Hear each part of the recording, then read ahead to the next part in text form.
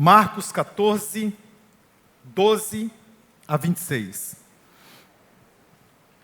No primeiro dia da festa dos pães sem fermento, quando sacrificavam o cordeiro pascal, seus discípulos lhe disseram: onde queres que façamos o preparativo para comeres a refeição da Páscoa? Então ele enviou 2 dos seus discípulos e disse-lhes: ide à cidade, e vos sairá ao encontro um homem, levando um jarro de água. Seguiu.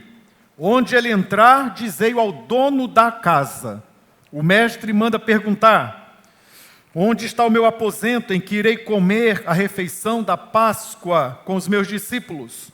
E ele vos mostrará uma grande sala mobiliada e pronta na parte de cima da casa.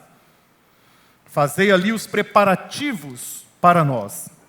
Os discípulos partiram e foram à cidade, onde acharam tudo como ele lhes dissera.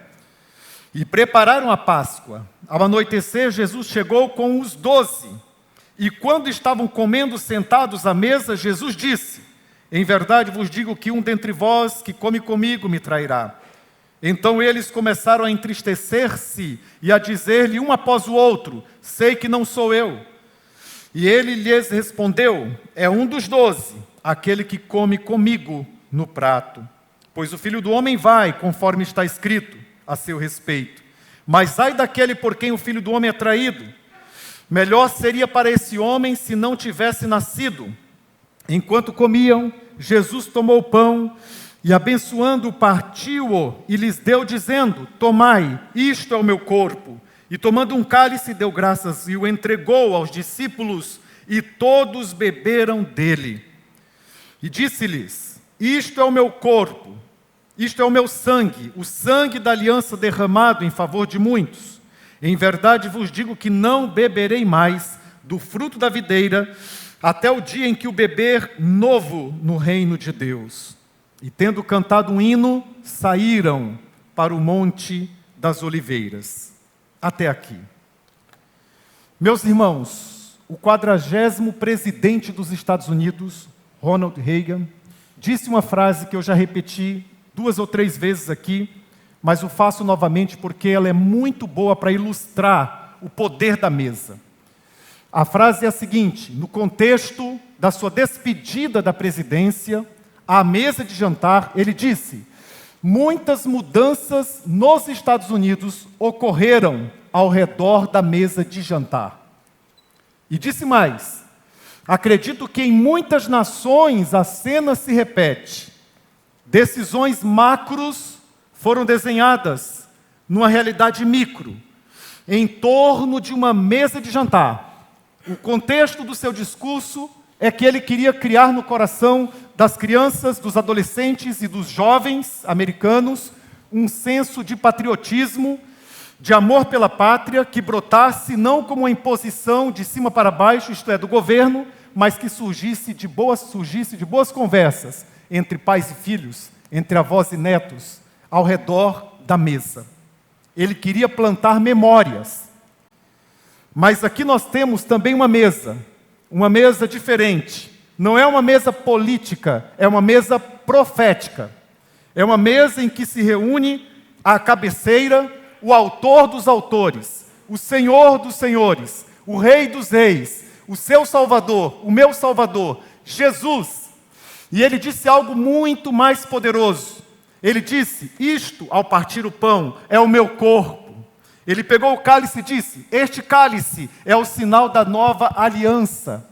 E ele criou 2 emblemas para resumir todo o Evangelho, por que não dizer toda a Bíblia, em algo que nós comemos, que nós sentimos o cheiro, que nós tocamos, que nós ativamos os 5 sentidos.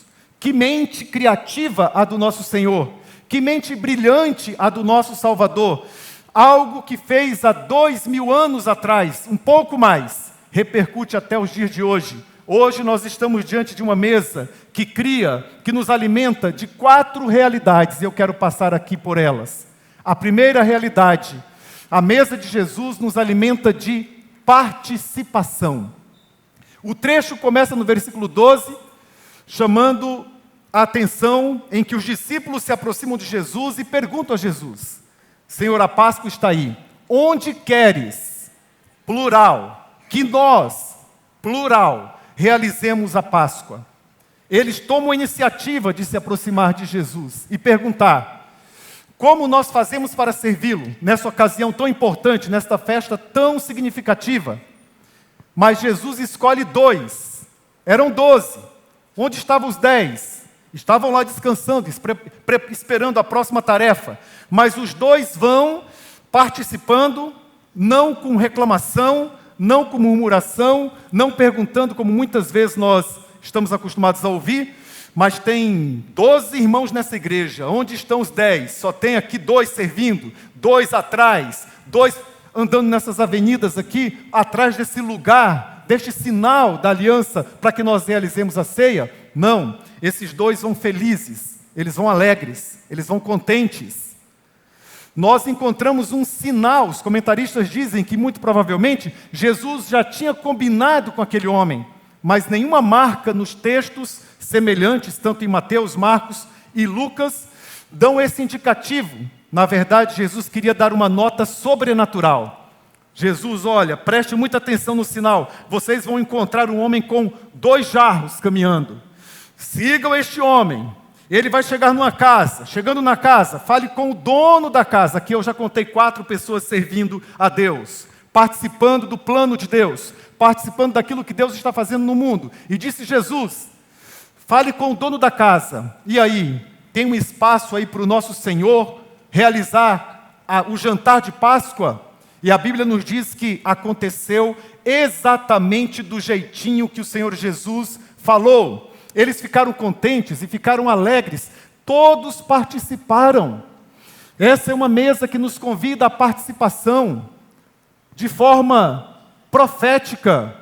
E para montar essa mesa aqui, que aqui é apenas o símbolo, mas essa mesa em que nós nos assentamos, invisível, que é a mesa do Senhor, muitas coisas aconteceram. Durante a semana teve o administrador que ligou para Campinas, que encomendou os itens carinhosamente. Os itens chegaram, ele acondicionou esses itens, guardou num lugar arejado. Durante a semana os diáconos vieram aqui, prepararam com carinho, colocaram em bandejas, prepararam as mesas, a decoração, cuidaram de tudo. Esse templo foi aberto pelos nossos irmãos que servem nesta direção da segurança. Nós entramos ali e vimos alguns sorrisos bonitos do Ministério de Acolher. Tem gente escondida, mas servindo ali na transmissão, no multimídia. Na transmissão é aqui, olha. Aqui, gente bonita, viu? Ali também, no som. Gente bonita no som também. Vocês não viram, mas eles fazem chegar a voz de todos que falam aqui. Nós temos gente bonita também servindo aqui através da língua brasileira de sinais. É muita gente servindo. E nós temos, irmãos, aqui sob este prédio, nós temos o Ministério Infantil com a tia Erinalva e toda uma equipe servindo ali, abastecendo o coração dos nossos filhos, dos nossos netos com a palavra de Deus, cuidando de todos. Nós temos muita gente servindo, alguns que passaram aqui tirando foto, tiraram foto das caretas do pastor, enquanto eu adorava, enquanto eu orava. Daqui a pouco vocês vão ver, todos servindo. Mas tem um time hoje que fez um esforço para servir, e eu quero aqui reconhecer o trabalho deles, porque eles serviram num frio terrível. Vamos aí ver a foto, eles me mandaram a foto, olha aí que foto legal. Cadê? Olha aí, Cuiabá, irmãos, estão lá agora, desde manhã. Olha só, olha que time bonito, que time maravilhoso, participando da obra de Deus. Nesse frio, nós estamos aqui no ar-condicionado, mas está bem gostosinho o nosso tempo. Eles não, eles estão lá pegando o vento no rosto e servindo com alegria. Antes que alguém comece a chorar, pode tirar essa foto daí. Olha só. Por quê? Porque essa ceia nos dirige à participação.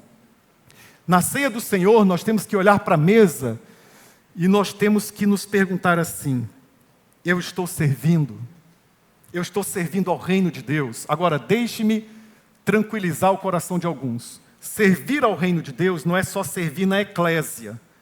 É servir aqui também, mas é servir lá no seu trabalho, é servir lá no seu condomínio, é servir nos seus afazeres, na sua vida profissional.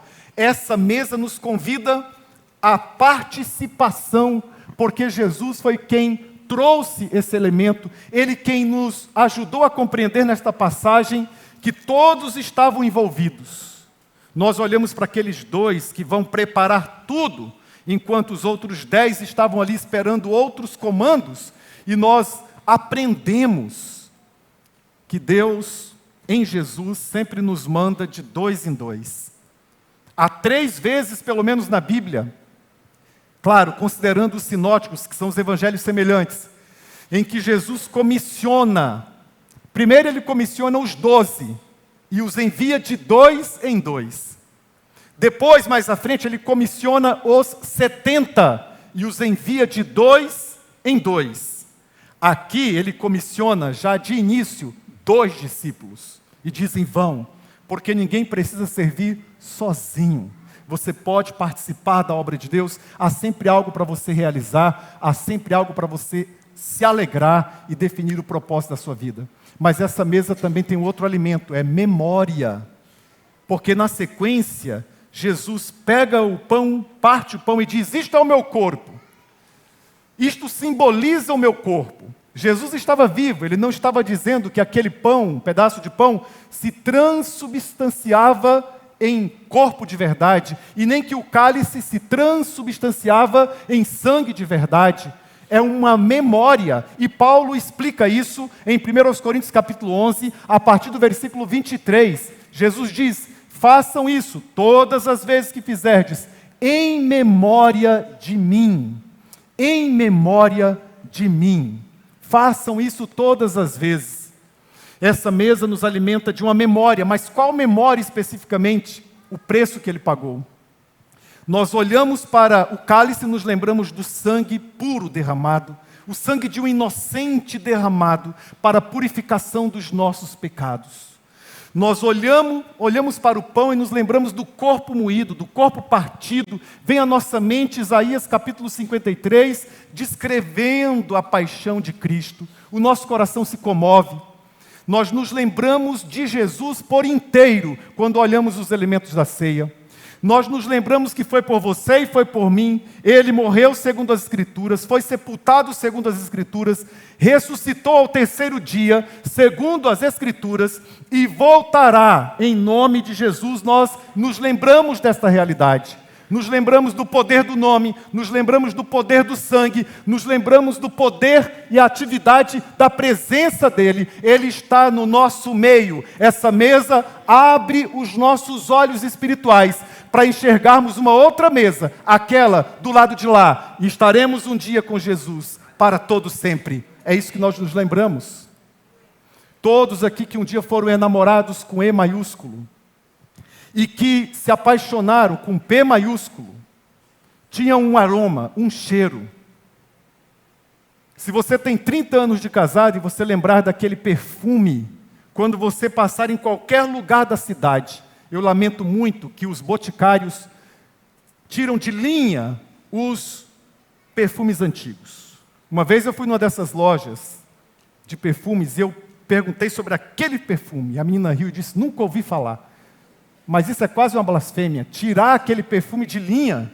Eu queria sentir aquele cheiro da minha esposa quando eu a namorava, aquele cheirinho gostoso, para lembrar. Eu sou um pouco saudosista, mas fato é que todos nós temos uma memória que abrange os 5 sentidos. Nós temos uma memória tátil, nós temos uma memória auditiva, nós temos uma memória visual e nós temos uma memória olfativa. E também nós, quando degustamos, sabemos exatamente o gosto. E tudo isso, à mesa, participa você por inteiro. Jesus se doou por inteiro, e Ele quer que nos aproximemos por inteiro da mesa. Tudo na ceia tem cheiro de vida, mas antes teve o cheiro do sacrifício, o sacrifício de Jesus. Mas Ele ressuscitou, Ele está vivo, e Ele quer que participemos dessa realidade. Ou você nunca sentiu aquele cheirinho de terra quando a chuva cai sobre um terreno, sobre um quintal? E você sente aquele cheiro, aquilo invade a sua alma. A minha irmã me deu um presente que eu amei. Meu pai era um padeiro. Meu pai está na glória com o Senhor já há 15 anos. Um pouco mais. E eu tenho um caderninho das receitas que ele anotava. De vez em quando eu faço uma daquelas receitas em casa. e aquele aroma, ou do pãozinho, da broa, aquele aroma invade toda a casa. Eu lembro, eu fecho os olhos, às vezes surge uma lágrima, não de tristeza, mas de saudade, porque é diferente, é diferente. Em certo sentido, disse Agostinho, o bispo da cidade de Hipona, ele quer que nós tenhamos saudade durante a ceia.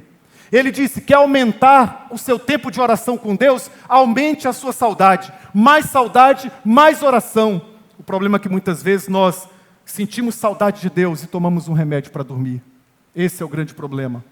Mas a mesa nos lembra. A mesa é uma memória. Mas a mesa é participação por um lado, é memória por outro, mas aponta para o futuro e é esperança. Porque quase terminando a narrativa, disse Jesus no verso 25, em verdade vos digo, que não beberei mais do fruto da videira, até o dia em que o beber novo no reino de Deus. Agora chegou a vez da expectação, da esperança. Ele nos ensina que a mesa não aponta só para o passado, mas é uma flecha poderosa apontando para o alvo futuro. Estaremos com o Senhor. E aqui há uma palavra bonita de Jesus, uma palavra linda de Jesus. Ele disse, eu torno-me abstêmico, eu não vou mais beber o vinho até me encontrar com vocês no reino celestial do meu Pai. Ele está guardando o novo vinho, o melhor vinho. Vinho na Bíblia é sinônimo de alegria, de contentamento. E Jesus está guardando o melhor vinho para quando nós chegarmos e todas as coisas se descortinarem. E aquele véu segundo espesso da história for rasgado, não do templo que já fora rasgado, estamos salvos, mas aquele véu espesso que, de forma metafórica, Paulo cita em 1 Coríntios capítulo 13, a partir do versículo 12, que é parte que nós enxergamos. Enxergamos algo de Jesus, mas não tudo. Enxergamos algo do amor de Jesus, mas não completo. Enxergamos algo da esperança em Cristo, mas não na totalidade. Vemos a ponta do reino, mas não no absoluto. Mas um dia, diz a palavra de Deus, nós entraremos pelos umbrais do paraíso e veremos a mesa posta. É a mesa do Cordeiro, é o banquete do Cordeiro, é o casamento do Cordeiro. Apocalipse capítulo 19 nos fala sobre esta aliança indivisível, ininterrupta. E isso deve encher o nosso coração de esperança. É um gesto de amor você esperar pelos outros. Por isso que Paulo ficou tão inquieto com a igreja de Corinto, em que quando ele falava assim, gente, vamos celebrar a ceia. E a ceia não era celebrada com um pedacinho de pão e com um pouquinho de suco de uva. Não era assim. A ceia, no contexto bíblico, era chamada de ágape. A festa ágape. A festa do amor. Ágape e amor. Era chamada de a festa do amor. Era um junta-panela primitivo. Todos na igreja eram convidados. Pobres e ricos levavam a comida e montavam a mesa. As igrejas amavam essa celebração. As igrejas curtiam muito, imagina, um traz pão, outro traz peixe, e a coisa era muito, muito boa. Só que com o tempo eles começaram a perder a essência. Porque a ideia era a seguinte, eles comiam, se alegravam, e em algum momento o celebrante vinha à frente, chamava a atenção de todo mundo, atenção gente, pegava o pão e começava a partir, e ali começava a ceia do Senhor. Era assim, o ágape, era assim. Mas aí Paulo nos diz, ele faz um relato, e a gente conhece o contexto também a partir da pequena carta de Judas. Paulo faz o relato de que alguns não estavam esperando uns pelos outros. Alguns estavam colocando lá os melhores pratos. Eram os ricos. E eles chegavam na frente, comiam do seu próprio banquete e deixavam os outros para depois. Não discerniam o corpo de Cristo. Alguns mais animadinhos bebiam e caíam, não no espírito, mas na embriaguez. E Paulo corrige isso. Paulo diz, não é bom o que vocês estão fazendo. Quando vocês se reúnem para humilhar os outros que não têm. E vocês comem e bebem à vontade, alguns até se exaltam, esperem uns pelos outros. Paulo disse, isso é feio. Vocês estão se reunindo não para o bem, vocês estão se reunindo para se tornar piores. E aí Paulo fala sobre discernir o corpo de Cristo. Discernir o corpo de Cristo é você esperar pelo outro. É esperar. É o exemplo máximo de Jesus. Jesus está dizendo, eu estou esperando por vocês. Nós estamos esperando por Jesus, Maranata, mas é bom saber do consolo do Evangelho. O consolo do Evangelho diz para você e para mim que Ele também nos espera, bendito seja o nome do Senhor. Mas eu confesso que é difícil esperar quando você está com fome. É muito difícil. Na semana passada nós recebemos um grupo maravilhoso, um de Maceió, Técio, o outro de São Paulo, os outros de São Paulo, o Baruque e a banda, e nós marcamos na casa de um dos irmãos o almoço. E eles ficaram aqui ensaiando, e a dona da casa falou, nós podemos comer. Eu falei, podemos sim. Já tinha passado um pouco da hora. Mas alguém disse, não, é melhor esperar por eles, vamos esperar, é falta de educação. Olha, o pastor de vocês já queria dar o comando para ser o primeirão. Podemos comer? Podemos. Não, vamos esperar uns pelos outros. Aí eu falei, verdade. Mas é difícil. É difícil. E a minha família disse que quando eu estou com fome, nasce uma bolinha vermelha aqui na minha testa. Agora eu já revelei para todo mundo. Se vocês me virem com a bolinha vermelha aqui, o pastor está com fome. Vamos comprar uma baguncinha para ele ali. Mas Jesus não espera, não se irrita com a espera, não acelera a espera. A Bíblia diz que as promessas todas do Senhor se cumprirão, ainda que muitos as tenham por tardia. Em breve Ele virá. Mas por que não ainda? Porque um dia para o Senhor é como 1000 anos, e 1000 anos é como um dia, e Ele virá. Bendito seja o nome do Senhor. Essa é a nossa esperança. E finalmente, essa mesa nos alimenta de adoração também. Em um sentido de participação, nos convida a todos a participarmos. Em outro sentido, de memorização, nos convida a todos a lembrarmos do que Ele fez e para onde estamos indo. Em terceiro sentido, expectação, que é a esperança real e viva e poderosa de que Ele espera por nós também, não apenas nós esperamos por Ele, mas Ele espera por nós. Em último lugar, adoração. Esse texto termina de um jeito singelo, bonito.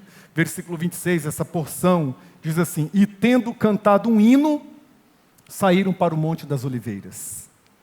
E tendo cantado um hino, saíram para o Monte das Oliveiras. Se você pegar na sua Bíblia, com um marca-texto e uma caneta, só nos Evangelhos e procurar Monte das Oliveiras, começa a ler, do capítulo 1 de Mateus, vai lendo, você vai marcando, Monte das Oliveiras, era o lugar de oração de Jesus. Muitas vezes Jesus compareceu ao Monte das Oliveiras sozinho, mas agora não mais. Ele comparece ao Monte das Oliveiras com seus discípulos.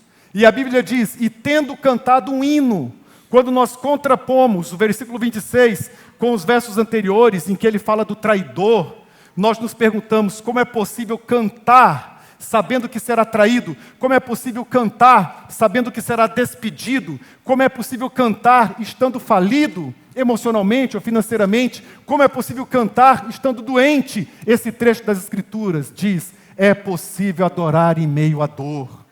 É possível, o Senhor nos diz que é possível. Quais hinos eles cantaram?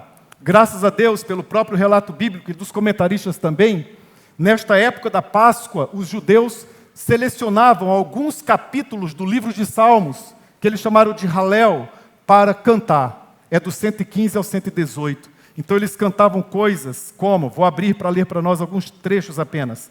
Eles cantavam coisas até o Monte das Oliveiras, Realidades 115 ao 118. Coisas mais ou menos como essas aqui, olha que coisa poderosa.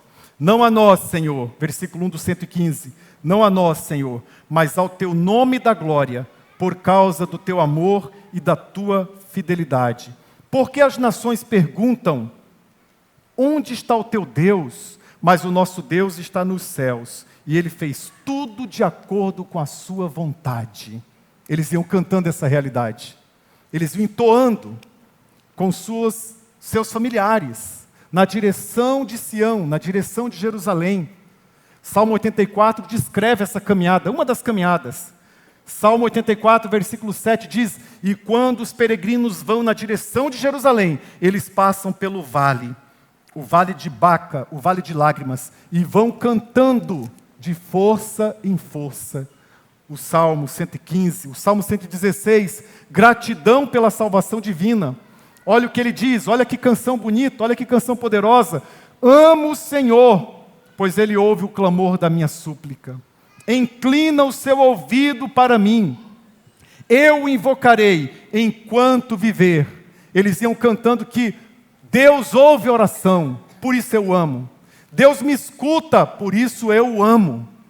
Deus fica com os ouvidos atentos, por isso eu amo. Eles iam cantando isso com toda a família. Como o Salmo 117, que é o menor salmo da Bíblia. O irmão mais velho dele, o Salmo 119, é o maior, mas não está no Halel. Vantagem de vocês, que eu iria ler o Salmo 119 inteiro aqui. 175 versículos. Mas o Salmo 117 é o menor da Bíblia. 2 versos. É um salmo de louvor. Eles iam na direção de Jerusalém, próximo à festa da Páscoa, no contexto da mesma festa, dizendo: louvai ao Senhor todas as nações, exaltai-o todos os povos, porque o seu amor para conosco é grande, e a fidelidade do Senhor dura para sempre. Aleluia. Você precisa cantar que o amor de Deus por você é grande. O amor de Deus por sua família é enorme. O amor de Deus por seus filhos é gigantesco. O amor de Deus por essa igreja reunida e espalhada é enorme. E eles iam cantando isso. Eles iam cantando esta realidade. E o Salmo 118, que é o último do Halel, o último salmo destes salmos de Páscoa, são 29 versículos. E todos os versículos começam com uma expressão: rendei graças ao Senhor, pois Ele é bom, o seu amor dura para sempre. Com a expressão rendei graça, na verdade, ela vai alternando. Ela vai como se fosse um estribilho. Rendei graças ao Senhor, pois Ele é bom, o seu amor dura para sempre. Diga a Israel, o seu amor dura para sempre. Diga a casa de Arão, o seu amor dura para sempre. Diga a Pibe Cuiabá, seu amor dura para sempre. Louvado seja Deus. Adoração nos momentos mais difíceis da vida. A mesa nos comunica isso. Ela nos alimenta de participação. Ela nos alimenta de memorização. Nós memorizamos, nos lembramos. Ela nos alimenta de expectação. Esperamos por Jesus. Ele se aproxima, mas Ele também espera por nós. E ela nos alimenta de adoração. Nós vamos orar neste momento, nos preparando para a mesa. Nos textos que tratam da instituição da ceia do Senhor, chamada também de comunhão, o apóstolo Paulo chama de comunhão. O apóstolo Paulo também nos ensina que esta mesa é a mesa do Senhor. A ceia é chamada também de mesa do Senhor. Portanto, Ele dirige e dirige-nos à mesa.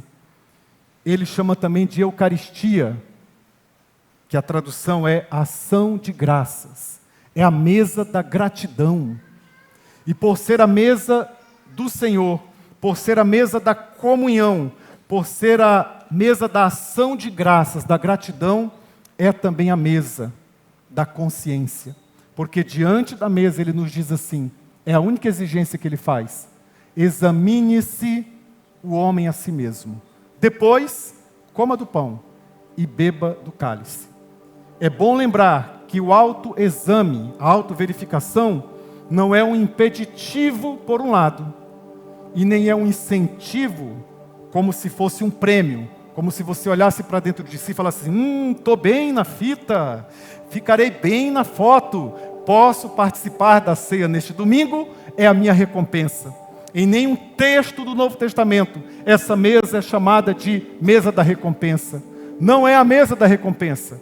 A mesa do galardão está nos céus, e é para um outro momento, é para um momento futuro, na terra, é a mesa em que nós precisamos nos aproximar e lavar os pés. João capítulo 13, lavar os pés, uns dos outros, porque disse Jesus, pela palavra vocês já estão limpos, mas quem anda por esta terra, os pés se sujam, não tem como, é inevitável.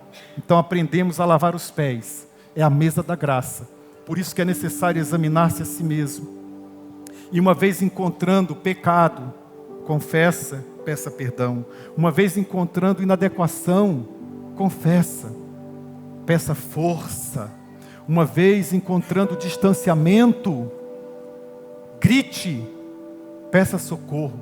É a mesa em que nós pedimos, suplicamos, nos encorajamos mutuamente. Não é a mesa da recompensa. Depois do exame eu olho para mim mesmo e digo, posso participar, quão bom eu sou. Não, é a mesa da graça. Eu confesso, eu examino a mim mesmo e recebo o convite renovado do Senhor. Participa. Há sinais para que você participe. Se envolva. Lembra que o meu sacrifício foi quando vocês ainda eram inimigos. Tenha esperança, porque eu estou esperando por vocês. E cante, e adore, mesmo em momentos de sombra, mesmo em momentos de vale de lágrimas. O Senhor é bom, o Senhor ouve a oração, o Senhor reina, o Senhor é bom e o seu amor dura para sempre.